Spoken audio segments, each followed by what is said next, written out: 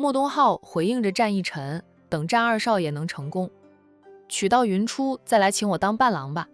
说着，莫东浩替云初拉开了车门。等云初上车后，他也回到车上去，懒得再和战一晨这种无赖扯皮，一扯皮能扯上半天。莫东浩呢，迅速地开车载着云初离开战氏集团。战一晨站在公司门口目送着那辆车远去，那直到看不见了，他才往回走。就值班保安个个都在看着他，那是我未来的大舅哥。战一晨哪有不知道他们心里怎么想的？他好笑地解释了一句，免得等会儿公司里就流言四起，说他的未婚妻跟其他男人跑了。虽说莫东浩不是云初的亲哥，但两个人兄妹相称。云初把莫东浩当成哥哥看待，自然就是他的大舅哥了。值班保安讪讪地笑，他们刚才听到副总裁称呼那个男人做莫总的，跟未来的副总裁夫人都不同姓，怎么可能是兄妹啊？除非是干哥哥。想到他们副总裁的身份，几个大男人倒也相信没有人敢和他们副总裁抢女人。战一晨懒得管他们怎么想的，只要不造谣他的未婚妻被人抢了就行。他回到办公室，看到战浩宇还在，说了句：“你还在？”“在啊，还活着呢，鲜活活的。”战一晨笑道：“我还以为你去找一下大哥呢。”他回到办公桌前，把那束花拿起来，欣赏了片刻，说道：“你二嫂店里的花，感觉比其他花店里的花更漂亮，怪不得她店里的生意是越来越好。那是别人知道你对宁小姐的心思，为了讨好你，或者想提前和未来的二少奶奶打好关系，特意去春暖花开买花的。春暖花开的生意本来也好，因为闹市中心，平时生意都比其他花店要好一点。逢年过节，特别是情人节，生意堪称火爆，能把老板和工人忙得团团转，收钱都能收到手软。现在生意更加的好，自然是因为战一晨的身份地位带来的。还有一点便是大家都对宁云初感兴趣了，想知道一个瞎子是如何说服莫东浩帮着他接管宁氏企业的，就他为什么会相信莫东浩。不过除了战一晨和海童，云初都没有告诉别人，这是他的私事，他觉得不必公布于众。至于别人骂他是白眼狼的话，宁云初听着也不辩解。倒是战一晨听到有人这样骂他的话，跟别人急把那些人骂了一顿后，现在没有人敢在宁云初的面前骂他是白眼狼了，连崔太太和金太太都不敢。两位当姑姑对宁云初这个侄女是又恨又嫉妒，恨宁云初扮猪吃老虎，不声不响接手了宁氏的生意，还把他们的儿子都炒了鱿鱼，占不到便宜了，想趁机霸占娘家的家产，这个计划失败。他们能不恨宁云初吗？嫉妒宁云初一个瞎子都能得到战家二少爷的喜欢，连战二太太都不嫌弃，他是个盲人，让多少千金小姐嫉妒恨呀。又不是我叫他们去帮衬云初的生意，别想让我欠他们的人情。战一晨欣赏了花束后，便放下了花束，拿过了2盒点心，打开了1盒点心，他就挑起一块就吃了起来。这些点心甜度不是很甜，我喜欢吃，你二嫂就是知道我的口味，才会给我买了这些点心。我尝尝。战浩宇伸长了手去拿点心，还没有拿到呢，就被他家二哥一巴掌拍开了他的手。这是我未婚妻送给我吃的，是他的一片心意，十分的爱意，我自己享受，你想吃找你的乔大少爷去。战浩宇瞪大眼，二哥你也太小气了吧，不过是1块点心而已，你也不让我吃。我怎么听说当初大嫂给大哥准备的早餐，大哥吃不完，大嫂让大哥打包到公司给你吃了。你应该向大哥学习，大哥那样才叫做兄弟爱情一手抓。战一晨边吃着点心边说道，所以他是大哥呀，我是老二，不是大哥，没那么宽的胸襟。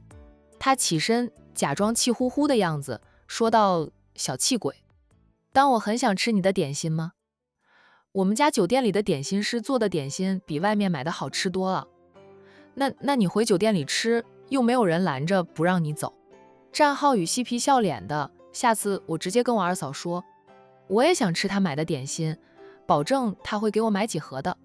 说着，他扭身就要走。回来！战逸晨叫住他，把那盒打开的点心往前推了推后，没好气的道：“吃吧吃吧，免得说我小气，你只能吃一块。”战浩宇回身就拿起了一块点心吃了一口后，他就皱眉头了，嫌弃地道：“这外面买的点心哪能和我们家酒店的相比啊？一点都不好吃，二哥还当宝贝呢。你拿了就要吃完，不准扔了。这是你未来二嫂的一番心意。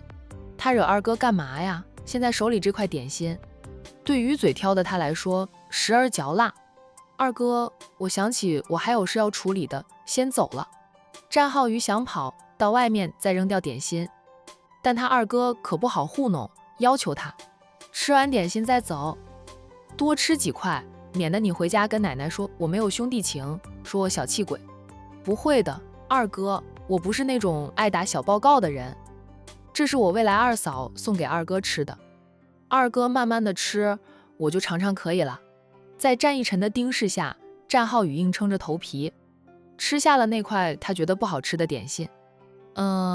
难为他二哥了，这还吃得津津有味，好像是天底下最好吃的点心似的。这难道是因为友情的缘故啊？反正他是觉得很难吃。咽完了那块点心后，战浩宇赶紧给自己倒来一杯水，不顾形象的猛灌水，灌完了一杯水后，拒绝了二哥的大方分享，赶紧溜之大吉了。他发誓以后只要是二哥分享给他吃的食物，他都不吃。未来二嫂对食物的挑剔度很低，又无法自己动手做吃的，不如大嫂。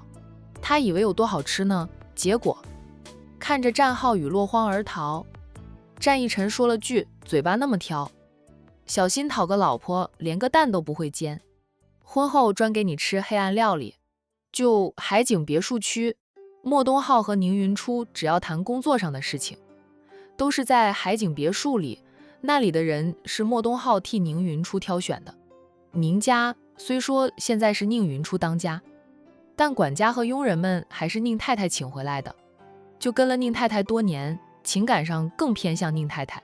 宁云初想过换掉所有人，考虑到自己眼睛还没有治好，换掉他们的话，请了新的回来，不认识不了解，安全性更低。现在这些人对他的态度表面上已经恭恭敬敬的，实际上一颗心更偏向他的弟弟。特别是管家，有一种替宁总夫妻俩守着家，好让宁天磊平安接管一切的使命感。书房里，宁云初给高层管理们开会，莫东浩坐在一旁协助，就他是看不见，但他记性特别好。秘书以及莫东浩跟他说过的事，不论大小事他都记得。秘书是莫东浩帮他请的，不是继父身边的那个秘书。宁云初已经炒了继父秘书的鱿鱼，那个女人对他继父有点意思，不过莫东浩说那是对方一厢情愿，宁总并没有吃野花的心思。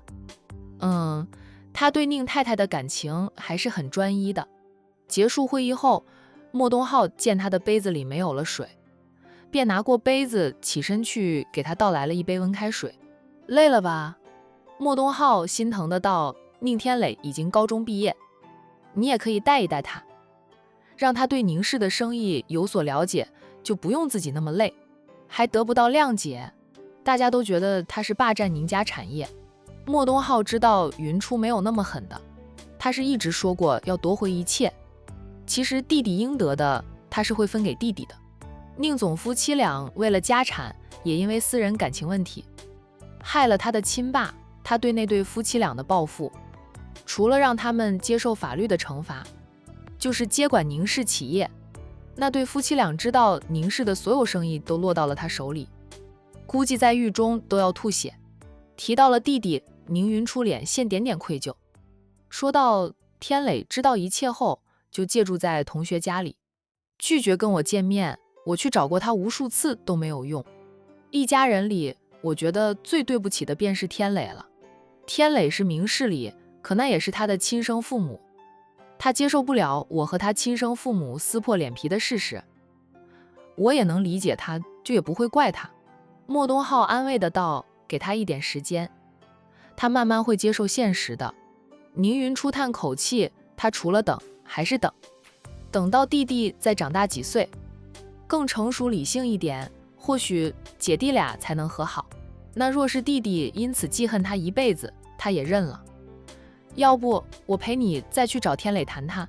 宁云初摇头拒绝，他说道，天磊对你也意见大得很，认为你是背叛了他爸，你去找他只会让他更生气更难受，让他慢慢消化吧。姐弟一辈子都是姐弟，宁云初相信从小就是暖男的弟弟会想通的。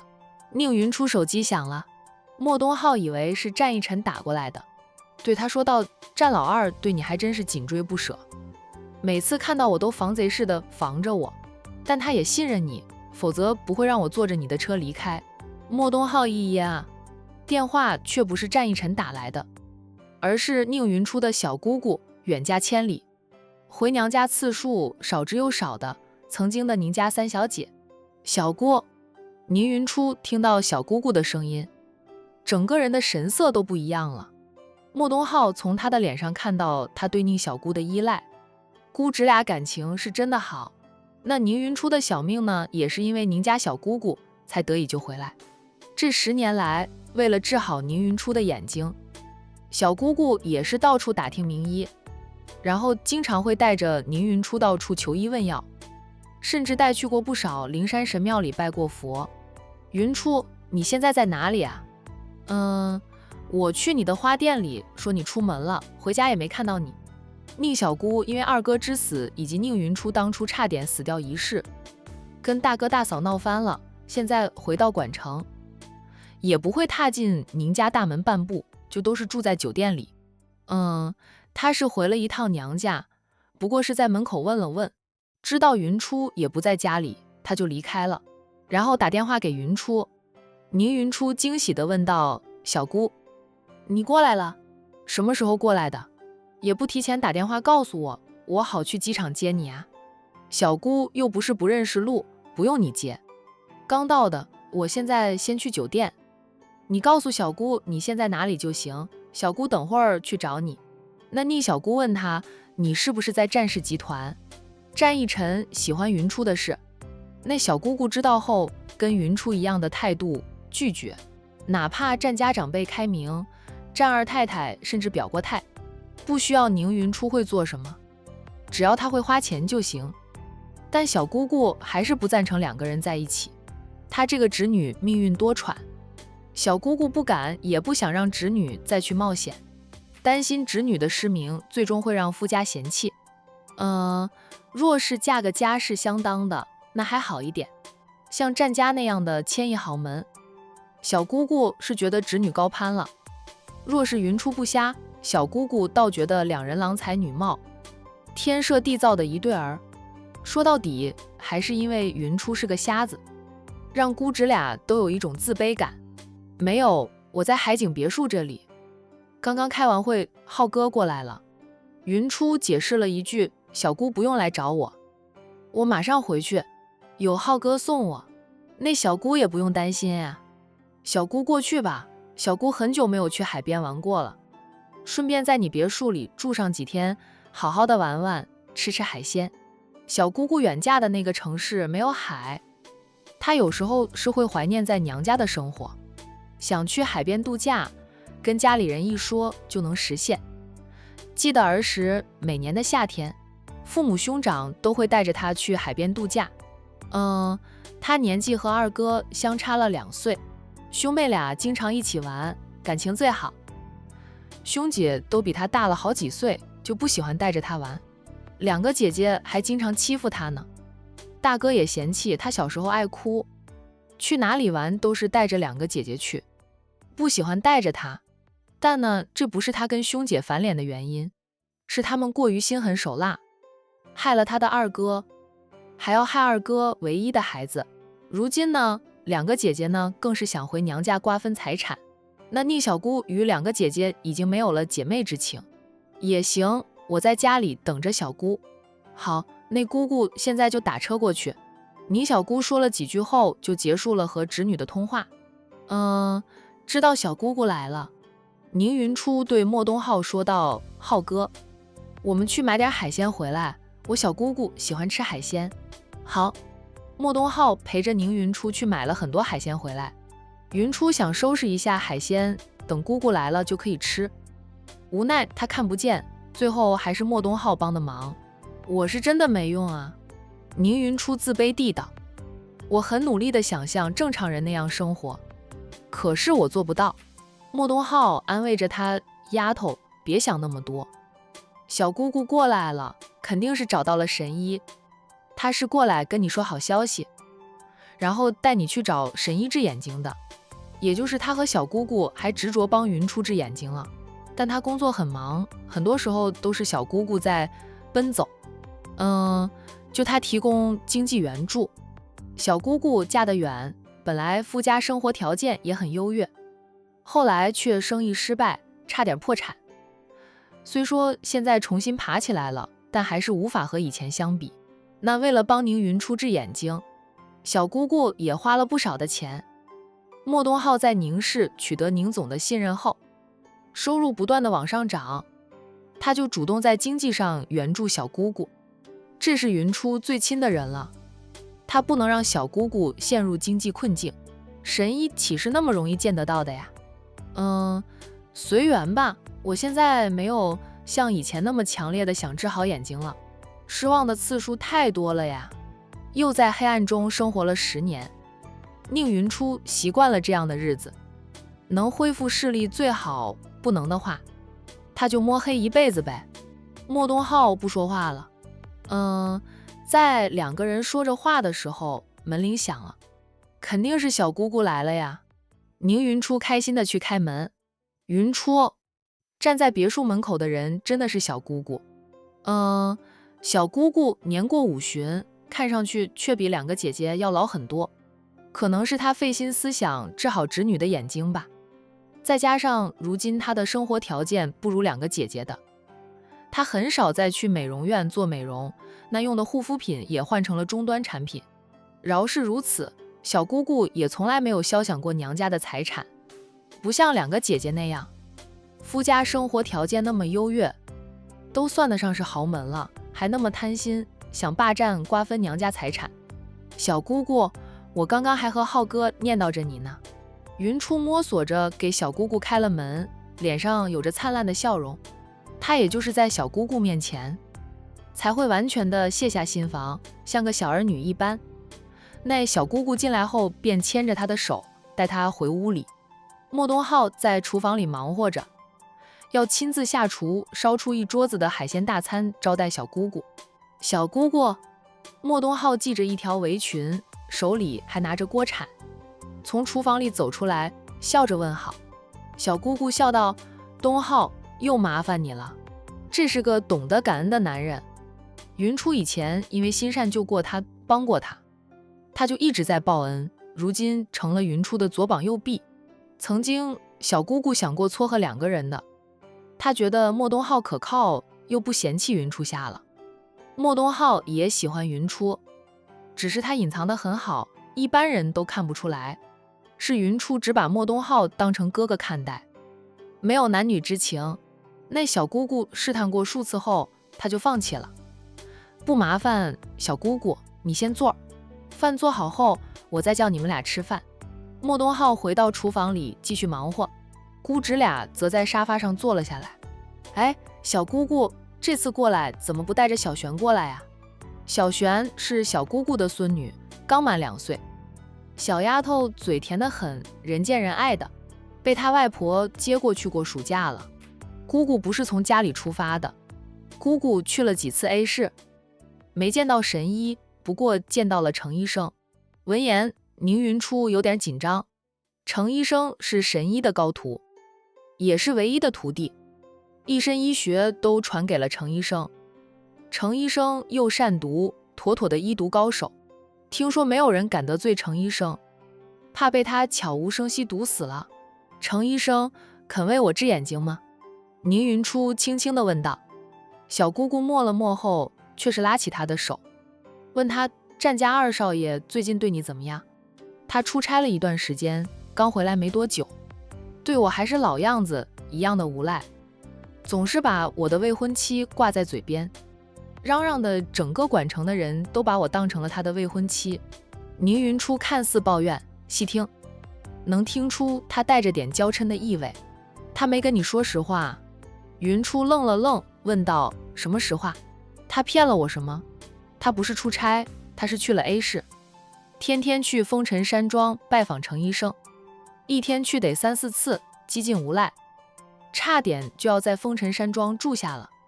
君家四少爷更是想放狼狗咬他。闻言，云初忙问：小姑姑，他没有被狼狗咬到吧？没有，我是打个比喻。他们收到的消息，小姑姑快很多。程医生跟着君家四少爷回了风尘山庄，战二少爷知道后就去了 A 市，他天天往风尘山庄跑，是在求程医生给你治眼睛。程医生现在大腹便便，眼瞧着就要生了，暂时拒绝了他。不过程医生也向他承诺过，等他生完孩子满月后重新出诊，首先就过来帮你治眼睛。战二少爷也是想请动神医的，但程医生说神医一般不出诊了，而且神医到处玩，程医生有时候都联系不上他。战二少爷才无奈的回来的。听了小姑姑的话，云初久久不语。哦，原来他说的都是真的。他说过他一定会请到神医或者程医生帮他治眼睛的。为了请程医生，他把他的无赖发挥到了极致，因此招了君四少的讨厌，都想放狼狗咬他了。他都是为了他。宁云初心绪翻涌，说不敢动，那是假的。良久，他轻轻地说道：他为什么不跟我说这件事？小姑姑不知道，他要不是去了一趟风尘山庄，见到了程医生夫妻俩，他都不知道战一晨比他跑得更快，早就去找过程医生了。不管他为什么隐瞒云初，小姑姑不想承认也得承认。他对你是真心实意的，姑姑也能看出来。你对他不是完全无感，若是无法放下，那就接受吧。小姑姑拍了拍云初的手背，人生风雨都要自己承受，一直躲避，一味纠结，是解决不了问题的。云初没有说话，小姑姑再次拍了拍他的手背，然后说道：姑姑去帮东浩做饭去。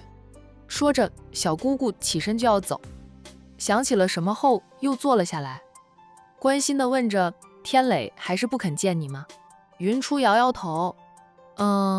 小姑姑叹了口气，替侄儿说了句话：他也是很难做的，你别怪他。虽说云初没错，但对于宁天磊来说，他很难接受他敬重的长姐把他的父母以及二姐全都送进去了。我没有怪他，天磊是个好孩子，我相信他慢慢的会想通的。小姑姑恩着，提醒着云初，你也不能一直由着天磊躲在外面，每天抽个时间去找找他，别被那些人趁机拉拢，唆使天磊和你作对。天磊现在住在哪里啊？哎，你给我地址，我去找他谈谈。云初说道，他现在去了一个同学的老家里，是在乡下的，离市区颇远，车程需要1个多小时，乡下地方大。我每次去找他，我从前门进，他就从后门出去了，根本就见不到他，也无法把他堵住。云初把弟弟现在待的地方告诉了小姑姑，我大姑和二姑是经常去找天磊，还有那些表哥表弟们也是一样的，也经常打电话发信息给他。我听天磊的同学说，那些人打电话发信息都是在骂我，说我的坏话，那让天磊要强大起来，夺回宁氏。他们还对天磊说，只要天磊需要，他们都愿意无条件的帮助天磊夺回公司。云初冷笑着，我眼瞎心不瞎，他们打的什么鬼主意，我心里清楚得很。天磊还要念大学，一旦把宁氏交给他，他哪有时间打理生意，不就落在他们的手里了。现在公司被我掌控着，就算天磊真被他们唆使的跟我作对，我也不会把公司交给天磊。大不了跟他打官司分配财产。小姑姑沉默了一下后说道：云初，你姐弟3人，就天磊还会心疼你？这么多年来，他对你怎么样？你心里也有数，能不撕破脸最好。好歹还有点手足情残留着，不要像我和你2个大姑还有你大伯那样，因为你爸的死以及你的事，我和他们已经撕破了脸面，没有半点的手足情了。当然了，若是天磊真的做出错误的选择，小姑姑坚决站在你这一边。他始终是你大伯和你妈的亲生儿子，骨子里头流着他们自私无情残忍的血液，说不定啊，他以后会变得比你大伯还要残忍呢。你也要注意点，防着点，有时候父母都未必能信，更不要说跟你是异父姐弟的。云初10年前差点被害死的事，让小姑姑心有余悸。她担心云初会像她2哥那样，最后死在手足的残害中。小姑姑，我会的。云初现在给足时间让弟弟去接受现实，却从来不奢望姐弟俩能和好如初。那就算和好如初，姐弟俩又能好到哪里去？平时他对弟弟都是冷漠以待的，只是心里知道弟弟是有点良知的，会护着他，不像宁思琪那样老是整治他、欺负他、算计他。他始终都记着一点，那就是他和弟妹不同一个爸的，哪怕同一个妈，妈对他却是残忍至极，对弟妹们却宠爱有加。好在你现在有东浩和战2少爷帮着你，小姑姑也能放心一点，否则小姑姑是真不敢放心的回家去。姑姑，我不会有事的，我一定会好好的活着，活得比他们都好，气死他们。小姑姑笑了笑，姑姑相信你，你是个很坚强的孩子。姑姑去帮东浩的忙了。云初想说姑姑刚到，休息休息，不用去帮忙的。想到姑姑是闲不下来的人，来他这里也不会把自己当客人，那也就由着姑姑去帮忙了。那姑姑在厨房里还问起浩哥的婚姻大事，知道浩哥和女友订了婚，姑姑很开心，叮嘱浩哥结婚的时候就一定要请他喝喜酒。莫东浩打算结婚的时候，请小姑姑当证婚人。云初坐在沙发上，静静地听着姑姑和莫东浩话家常，他的心已经飞到了战一晨身上。他为他做了那么多，却没有告诉他。哇，是想给他一个惊喜吗？还是觉得现在程医生不能过来帮他治眼睛，他怕说了他就天天惦记着，抱太大的希望，万一没有希望，他会彻底失望。或者呢，两者都有吧。回想起从认识战一晨到现在的点点滴滴，一开始他刻意接近他，是因为他奶奶帮他选中了他，要他接近他，追求他，娶她为妻。云初猜不透老太太为什么会选中他，不过老太太对他非常慈祥，好像他才是老太太的孙女，战一晨是捡来的一样。后来他感受到战一晨对他是越来越真诚，感情越来越真挚。虽说认识这么久了，他连他长什么样子都不知道，他对他的感情他却是能感受到的。那小姑姑劝说他的话，云初也听在耳里，记在心头。小姑姑一开始也反对跟他一样的想法，那现在小姑姑却反过来劝他接受战一晨的感情了。小姑姑是长辈过来人吧，看人的眼光比他准哦。他看不到人，他眼前是黑漆漆的一片，他只能用心去看。云初相信小姑姑绝对不会坑他，也不可能被战一晨收买。战一晨也只见了一次小姑姑，小姑姑不赞成两个人在一起后，就没有见战一晨第2次。哪怕每次小姑姑来了管城，战一晨都是第一时间赶来，想见家长。在战一晨的眼里，他把小姑姑当成了他的家长，尊敬着小姑姑，非常重视小姑姑。他对小姑姑的态度就是对他的态度。云初这纠结得很。在战一晨出差，不，他是为了他飞了一趟 A 市，那几天他不在身边纠缠不休，他却想着他。云初心知他是被战役成功占了心房的，可一想到自己是个睁眼瞎，就想打退堂鼓，害怕自己最终会拖累他。爱也难，放下也难啊，他是真的很难。海童和小军都劝过他，大胆的往前走，大胆的赌一把。他胆小呀，怕自己输不起。云初纠结了好几天，直到小姑姑要离开管城回家去，他和莫东浩一起送着小姑姑去机场。从机场回来，他才回到市中心。丫头是回店里还是回家里？下了高速后，莫东浩问着云初。云初想了想后说道：先回店里吧。好，莫东浩就直接送他回店里。回到春暖花开，一名店员在守着店呢，另一名店员则给订了花束的客户送货去了。丫头，我也得回去了。你嫂子天天都打电话发信息问我什么时候回去。云初笑道：那你快点回去，只要不用开会，你就多陪陪嫂子。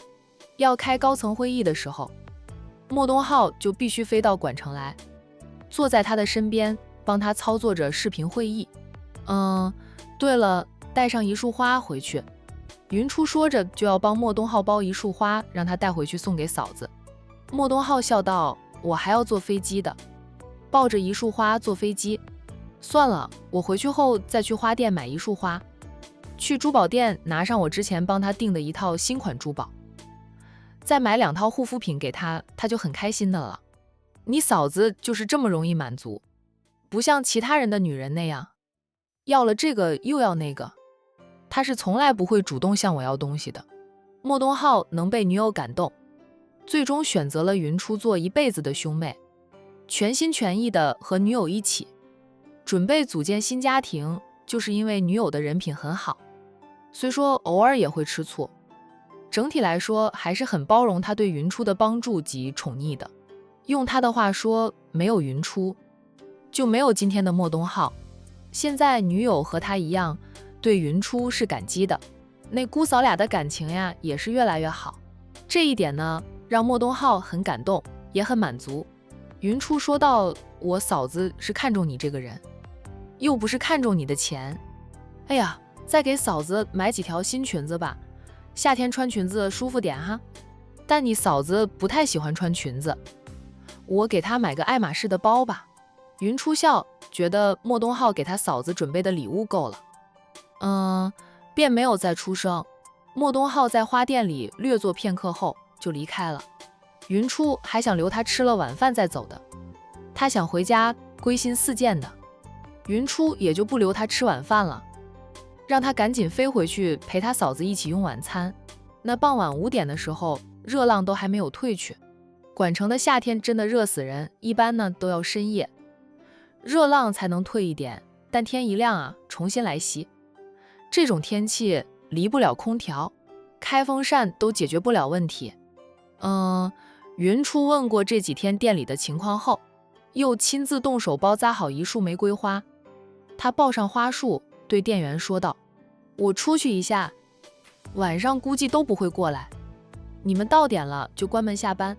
顿了顿，他又说道：这个月给你们的奖金我会翻倍，营业额咻咻的上升，再加上他现在也不缺钱了，平时多亏2名店员帮忙打理着店里的花草，就他不能亏待这2个跟了他几年的店员，就他们既是老板和员工，也处出了友情。谢谢老板。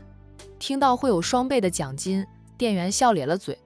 他们常留在春暖花开，其实也是惜花之人，因为喜欢所以长留，而且老板也不曾亏待过他们。他们都知道老板到现在都没有把店盘出去，是不想他们失业，就这么热的天气找工作很累的，况且营业额狂飙，赚的也比以前多了。云初抱着花束出门，当初被战一晨要求他独自送花到公司给他，云初来回走了数次之后，已经记熟了路线，不用任何人的帮助，能轻松地前往战氏集团。在去战氏集团的路上，云初并没有电话通知战一晨。那到了战氏集团呢，他也没有进公司，就在公司门口等着。他到达战氏集团时，还差2分钟便到下班时间。有些职员已经陆陆续续地从公司里出来。云初今天穿着一袭白色的长裙，又高颜值，抱着一束鲜艳夺目的花束，站在那里啊，如同仙子一般。战氏集团的人都知道他和战逸晨的关系，步行出公司的人会和他打招呼，开着车出来的人也会停下车，按下车窗跟他打招呼吧。云初都回以微笑。云初，他总算听到熟悉的声音了。不是战逸晨的，是海童。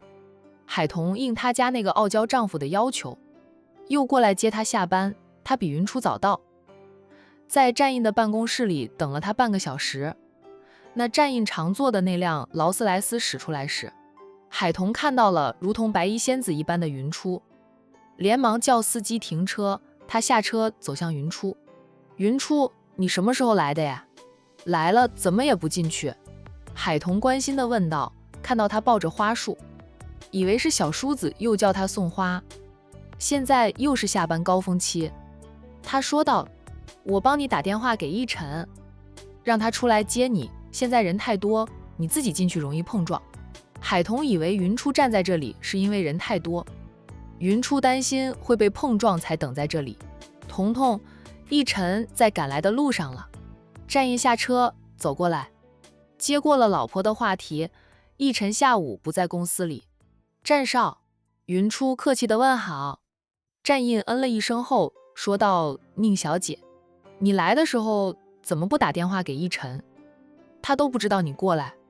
好在他是在管城酒店和客户谈生意，现在往回赶，很快也能到的。